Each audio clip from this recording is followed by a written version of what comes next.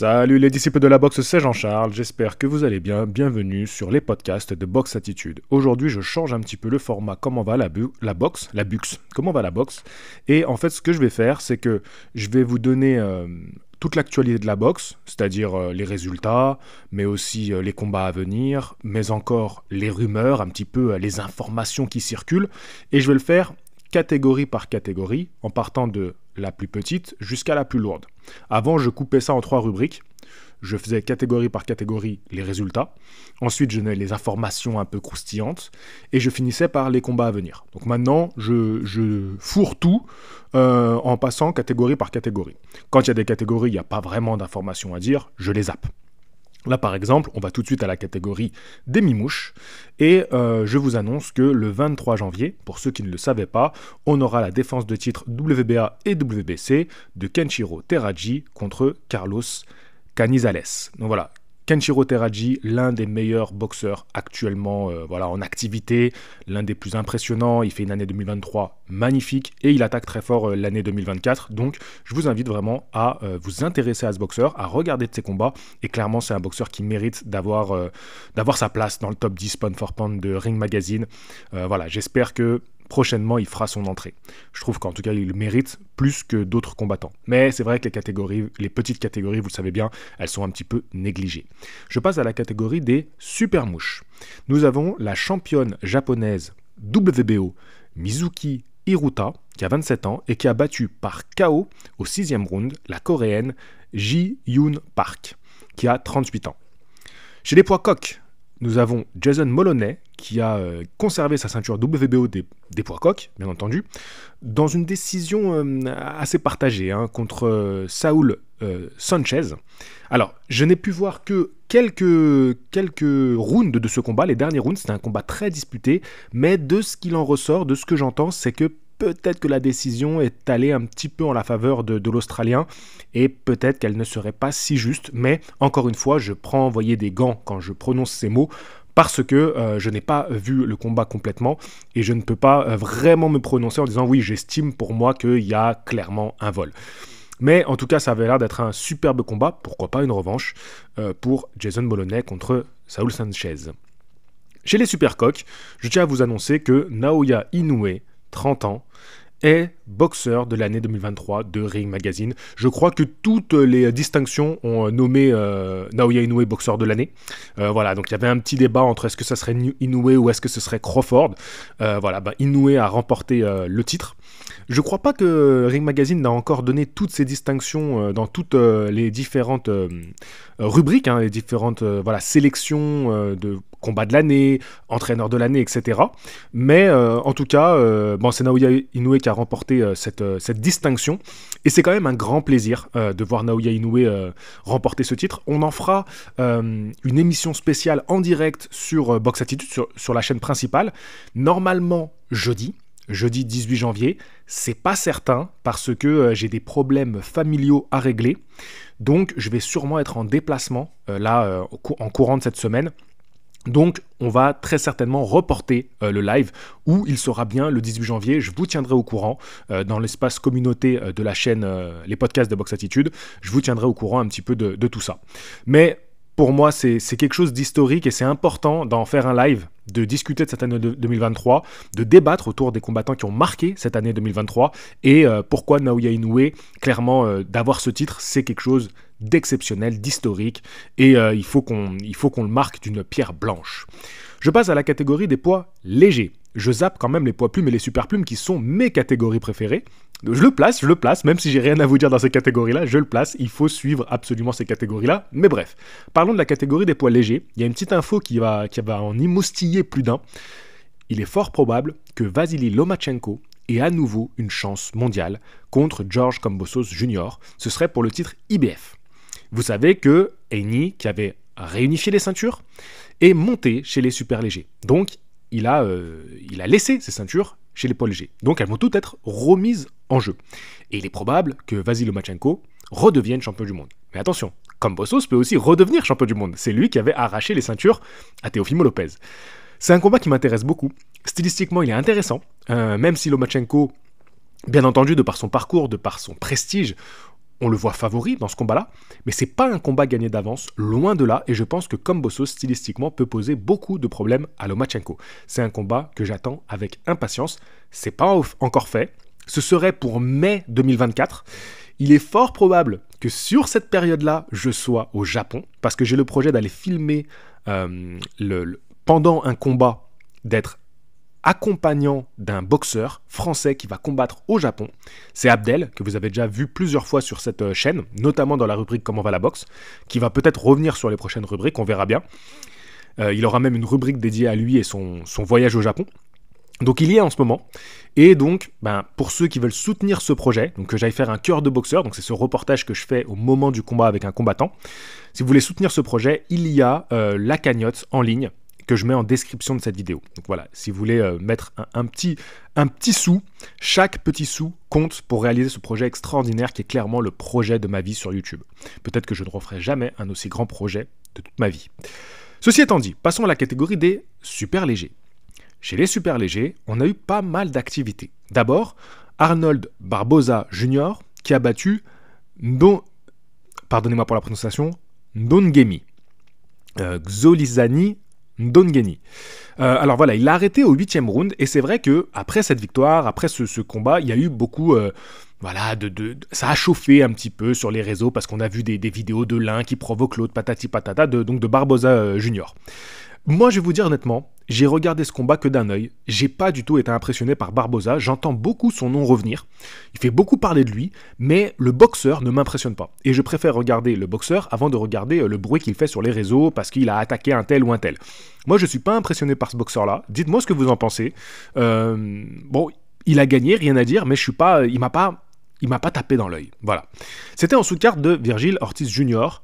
qui faisait son grand retour et qui a battu Frederick Lawson au premier round par arrêt de l'arbitre. Un arrêt de l'arbitre très très controversé. J'attendais impatiemment ce combat de Virgil Ortiz Jr. C'est clairement l'un de mes chouchous. Mais il est inactif, donc je peux plus trop me mettre quelque chose sous la dent. Et j'attendais ce combat pour savoir un peu dans quel état il revient, mon cher Virgil Ortiz Jr. Surtout qu'il est revenu dans une catégorie supérieure, on en parlera un petit peu plus tard, parce que je vais avoir une nouvelle petite info par rapport à ça.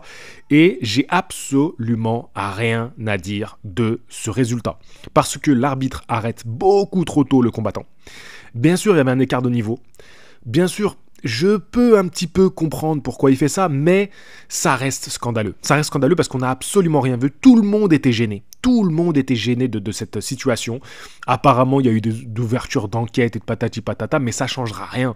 Vous pouvez ouvrir toutes les enquêtes que vous voulez, ça ne changera rien au résultat. C'est qu'on a arrêté le combattant beaucoup trop tôt. Et je ne vois pas ce qu'on peut proposer d'autre parce que clairement, la différence de niveau, même en quelques échanges de coups, on a vu qu'elle était trop grande. Donc, c'était un combat de reprise pour Virgil Ortiz Jr. Ça ne sert absolument à personne, à part le remettre actif sur BoxRec. À part ça, ça sert à personne.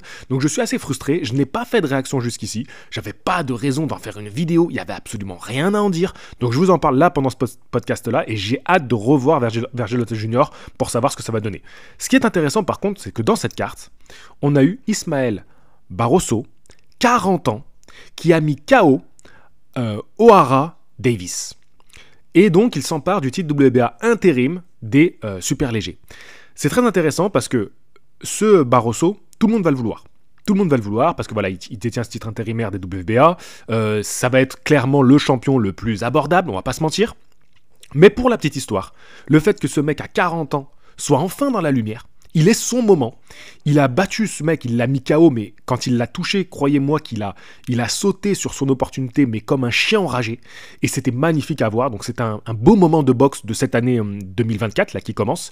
Et clairement, il aura sa belle affiche. Voilà, il aura sa belle affiche parce qu'il va avoir son combat contre Lopez, ou peut-être contre Haney, ou peut-être contre Ryan Garcia. Bref, il aura son combat.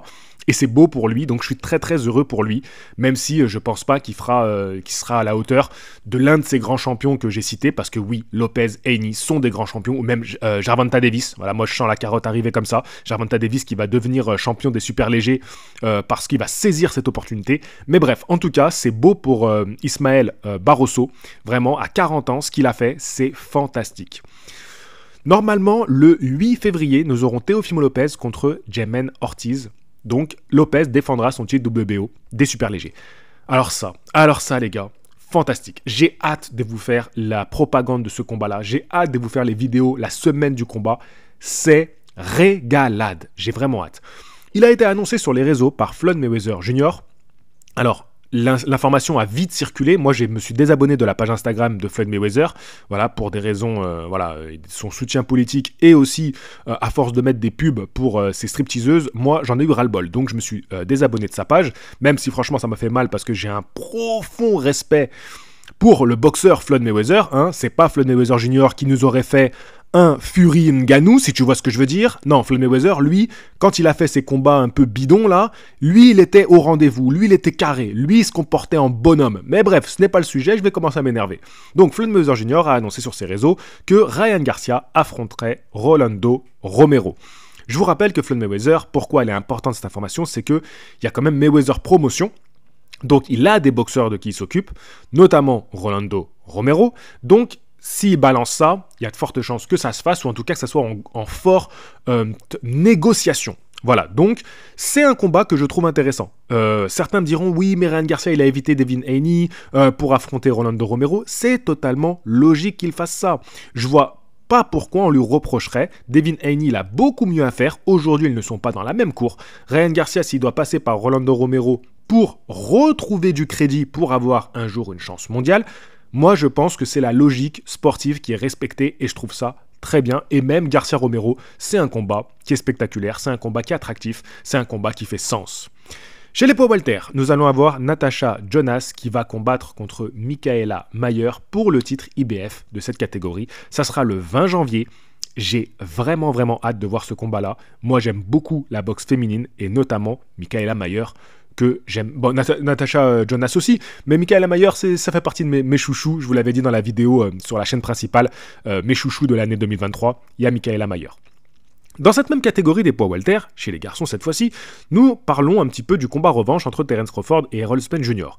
Eh ben, ça pédale dans la choucroute, hein. Franchement, il n'y a pas vraiment de bonnes infos à se mettre sous la dent, à part que Errol Spence Jr. a partagé une photo où il sort d'une opération de l'œil, justifiant un petit peu sa contre-performance contre Terence Crawford.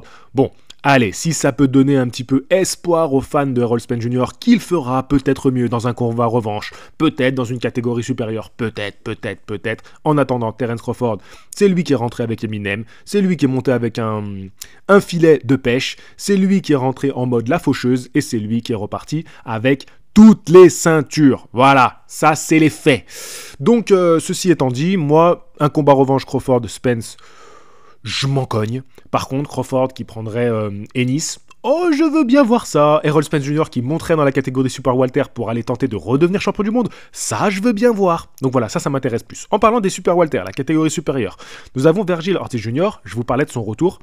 Eh ben, on parle énormément d'un combat contre Tim Tszyu. Aujourd'hui, si mon chouchou Vergil Ortiz Jr. serait amené à affronter Tim Tszyu, je serais fortement inquiet pour lui. Tim Tszyu, il est très actif, il est en forme, on connaît ses points forts. Vergil Ortiz Jr., on est encore dans une certaine inconnue par rapport à son retour. Je vous rappelle qu'il a quitté le circuit de la boxe pour des problèmes de santé. Il a arrêté juste avant un combat où à la pesée, il est hospitalisé parce qu'il a des soucis au niveau du cutting et c'est pour ça qu'il est monté de catégorie. Là aujourd'hui, il a même combattu un peu au-dessus de la catégorie des super welter. Je ne suis pas encore sûr de son état physique. Et dans un combat acharné, notamment contre un Tim Tszyu qui a terriblement faim. Mais c'est vrai que l'affiche est alléchante. Surtout que Tim Tszyu, il serait temps quand même qu'on lui mette un blaze en face. Nous montons maintenant dans la catégorie des super moyens. Nous avons Christian Mbili qui s'est débarrassé de Rohan Murdoch. Donc, très belle prestation de Christian Mbili. On attend de voir. Aujourd'hui, moi, je pense que Mbili, et peut-être que j'en ferai une vidéo, il est très bien positionné pour avoir une chance contre Canelo Alvarez. Et si je dois en faire une vidéo, je vous expliquerai un petit peu plus mes arguments par rapport à ça. Nous aurons le 27 janvier, donc c'est ce mois, hein. Je ne vous parle pas trop des combats en février parce qu'il y en a beaucoup, mais rien qu'en janvier, on a de quoi se faire. On aura Jem Munguia qui affrontera John Ryder. Jem Munguia, aujourd'hui, il a 27 ans. John Ryder, il a 35 ans. Mais ils sont au coude à coude dans le classement mondial BoxRec. Jem Munguia, si je ne me trompe pas, il doit être 3e ou 4e, et John Ryder, il doit être 4e ou 5e. Tu vois, c'est un truc comme ça. Donc, clairement, ce combat-là, il est intéressant. Sportivement, c'est les meilleurs de la catégorie qui s'affrontent. Et j'ai bien envie de voir ce que ça va donner James Munguia contre John Ryder. John Ryder qui a posé des difficultés à Canelo, qui a été vaillant contre Canelo. On va voir si James Munguia peut faire mieux. C'est un combat très intéressant qui aura lieu le 27 janvier. Dans la catégorie des mi-lourds, est-ce que j'ai besoin de vous le rappeler? Voilà, c'était la miniature de cette vidéo. Arthur Beterbiev qui a martyrisé Callum Smith et qui a fini par le faire arrêter au 7e round. Voilà, le coin de Callum Smith a fini par jeter l'éponge devant la maltraitance, la malveillance, la violence de Arthur Beterbiev. Le combat qui fait le plus sens en 2024, c'est Bivol contre Beterbiev. Après la performance de Bivol en fin d'année, après la performance de Beterbiev en ce début d'année, le combat qui fait sens c'est celui-ci. Ce combat est un vrai 50-50. J'ai fait un sondage après la performance de Bivol et c'est super proche le sondage. Et ça, c'est ça que j'aime. C'est ce que j'aime. Que tu aimes Beterbiev, que tu aimes Bivol, si tu aimes la boxe anglaise, c'est le combat le plus excitant. C'est le combat le plus intéressant. On aura toutes les ceintures et tous les deux sont sur une perf. Et ça, c'est magnifique. Ils sont pas sur une contre-perf. Ils sont pas sur un truc où on se dit « Oh, ils sont moins bien ». Non. T'as la brutalité de Beterbiev face à la virtuosité de Bivol. Je rêve de ce combat-là. C'est le combat boxe anglaise qui fait le plus sens. S'il vous plaît, faites ce combat. Faites un pay-per-view, je m'en fous. Je suis prêt à payer. J'ai payé pour Ngannou Fury, je suis prêt à payer pour Beterbiev contre Bivol. Donnez-nous ce combat-là, s'il vous plaît. Passons maintenant à la catégorie des poids lourds. Joshua devrait affronter Francis Ngannou dans un combat à Riyad, encore l'Arabie Saoudite. Voilà, selon les informations qu'on a. Ce n'était pas officiel, donc je n'ai pas fait de vidéo dessus à proprement parler. J'ai pas fait une vidéo avec le titre Joshua versus Ngannou, même si, je le répète, j'aurais rempli mes poches avec ça. Que ce soit clair, j'aurais rempli mes poches avec ça. Mais je ne veux plus faire de vidéo, c'est-à-dire mon gros titre, sur une rumeur. Ça ne m'intéresse plus. Aujourd'hui, je veux faire des vidéos, quand je fais une vidéo avec un gros titre, sur un combat officiel. Donc j'attends que Joshua Ngannou soit officialisé. Et selon Eddie Hearn, quand la rumeur a pris des proportions énormes sur les réseaux, Eddie Hearn, lui, bien sûr, et il est toujours là pour ramener sa fraise, il a fait une petite déclaration, il a dit, normalement, le 15 janvier, on aura une conférence à Londres. Donc, on est le 15 janvier, j'espère que la conférence aura bien lieu aujourd'hui. Donc on attend de voir. Voilà, écoutez, j'ai fait un petit peu le tour de toutes les informations box, de l'actualité box. J'espère que cette vidéo vous aura plu. Je vous dis à la prochaine.